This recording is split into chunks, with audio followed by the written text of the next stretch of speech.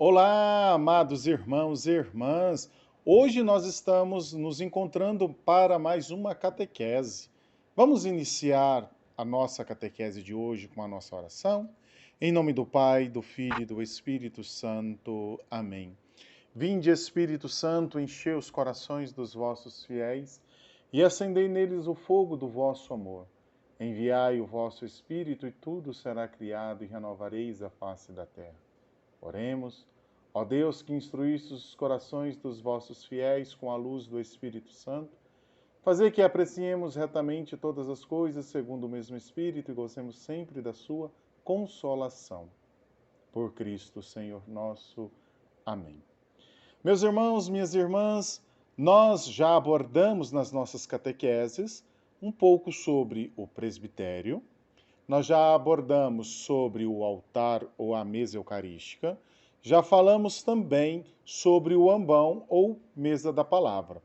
Antes de continuar a nossa catequese, eu já vou te pedir, se esse vídeo está te fazendo bem, se você está gostando destas catequeses, já convide outras pessoas também para acessar o nosso perfil no Instagram, também no YouTube, para que mais pessoas possam chegar nestas plataformas e também serem evangelizadas. Não custa nada, você manda o link para as pessoas que você gosta, para as outras pessoas, e elas também vão sendo evangelizadas.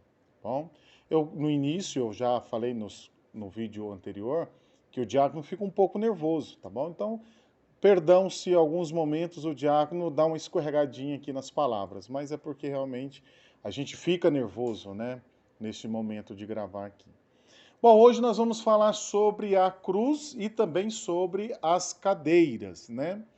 Lembrando que tudo aquilo que o diácono está falando nas catequeses tem como base a instrução geral do missal romano, também a introdução ao lecionário, tá bom? Então, tudo que o diácono está falando está baseado neste livro, tá? O diácono não está tirando nada da cabeça, tá? Bom, falando um pouco sobre a cruz, né? A instrução do missal romano assim determina, lá no número 308. Depois você pode conferir, se você não tiver a versão impressa, você também pode procurar na internet, que tem várias versões digitais, tá bom? Então, no número 308 vai nos falar assim: sobre o altar ou junto dele, coloca-se também uma cruz com a imagem de Cristo crucificado.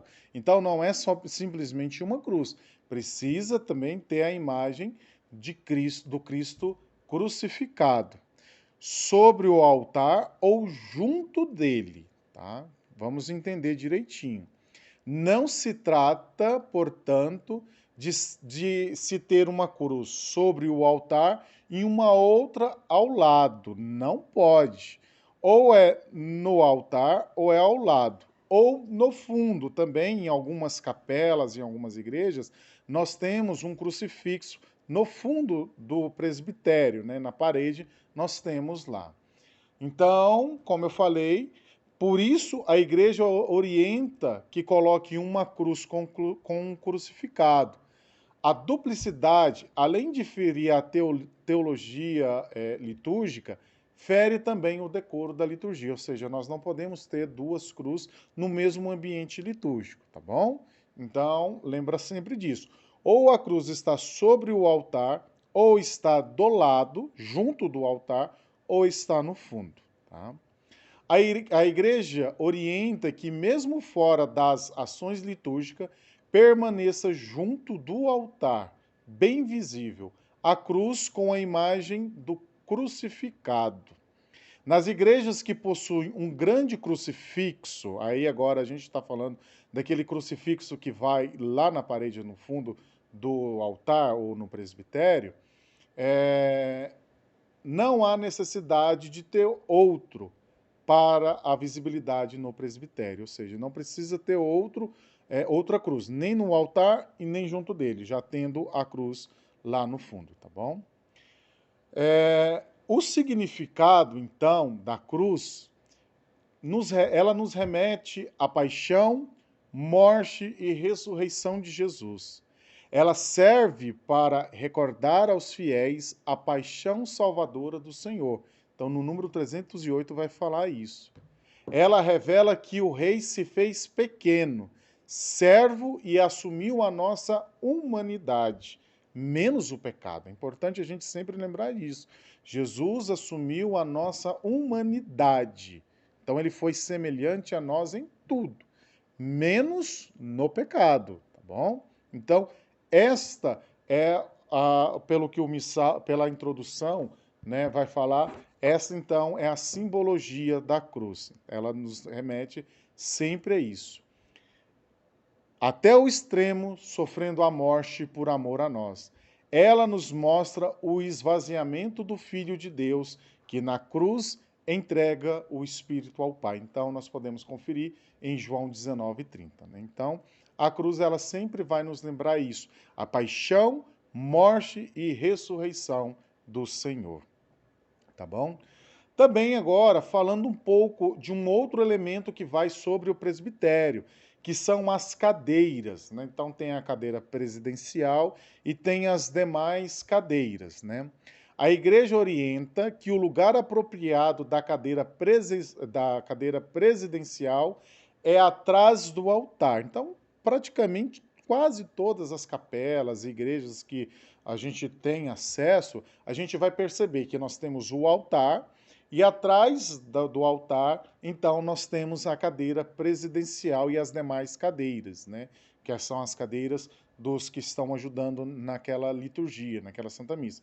Os padres concelebrantes, os diáconos e também aqueles que servem o altar, no caso, os acólitos e coroinhas, tá bom?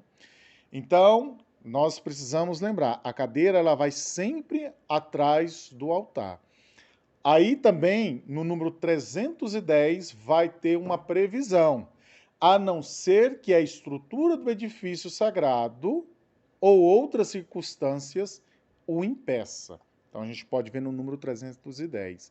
O lugar da presidência, ou seja, o lugar do presidente da celebração, deve facilitar a comunicação entre o celebrante e o povo. Ou seja, se a cadeira ela não está num lugar visível, num lugar de fácil acesso para toda a assembleia, a comunicação ela pode ficar um pouco comprometida, tá bom? Também, né, é previsto, caso tenha o sacrário ou o tabernáculo, fique atrás do altar, a cadeira presidencial deve ficar em outro lugar adequado. Essa cadeira não, em hipótese alguma, pode ser uma imitação de trono. Antes de ser destinada ao uso litúrgico, convém que faça a bênção da cadeira. Ou seja, precisa se dar a bênção para que a cadeira possa ser utilizada, então. Exemplo, compramos uma cadeira para a celebração. Então, aquela cadeira precisa de uma bênção para ser colocada no presbitério, tá bom? A forma da cadeira cria, e aí nós podemos, então, recordar, a forma da cadeira cria uma unidade com a mesa eucarística e com a mesa da palavra. Então a gente percebe, né, que ela cria essa unidade. Mesa da palavra, mesa eucarística e a cadeira presidencial. Tá bom? Para reforçar o princípio de unidade. Ela nunca está sozinha, mas leadada com outros assentos para os concelebrantes, como eu falei agora há pouco, os diáconos e os demais ministros, né, conforme fala o guia litúrgico pastoral, segundo prescreve os ritos, tá bom? Então, meus irmãos, nós falamos hoje de dois elementos que vão no presbitério. O primeiro é a cruz. A cruz ela sempre vai nos lembrar a mistagogia do Senhor, a paixão, morte e ressurreição, o esvaziamento do Filho de Deus na cruz por amor a cada um de nós, sendo, né, sempre lembrando que Jesus ele é semelhante a cada um de nós, menos no pecado, tá bom? Então ele faz essa entrega de amor. E depois a cadeira presidencial, né, a cadeira do presidente, ela não pode ser um trono, jamais ela pode ser criada como um trono, mas na verdade ela precisa criar essa unidade do altar, mesa da palavra, com a cadeira presidencial. e assim então a gente conclui hoje a nossa catequese, tá bom? Então, mais uma vez eu quero lembrar você, é importante que outras pessoas também tenham acesso a esse vídeo.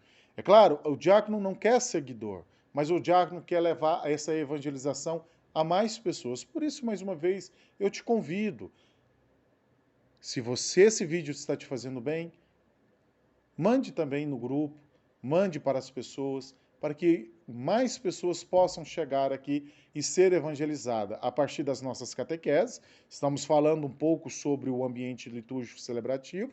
Daqui a pouco o diácono vai buscar outros conteúdos também, mas também diariamente é postado aqui no nosso canal vários materiais que pode te ajudar em algum momento, seja de confissão, sobre os anjos, né? Enfim, vários materiais importantes. Então, mais uma vez, curta, compartilhe, comente, dê a sua sugestão. O que você quer ver aqui nesse canal?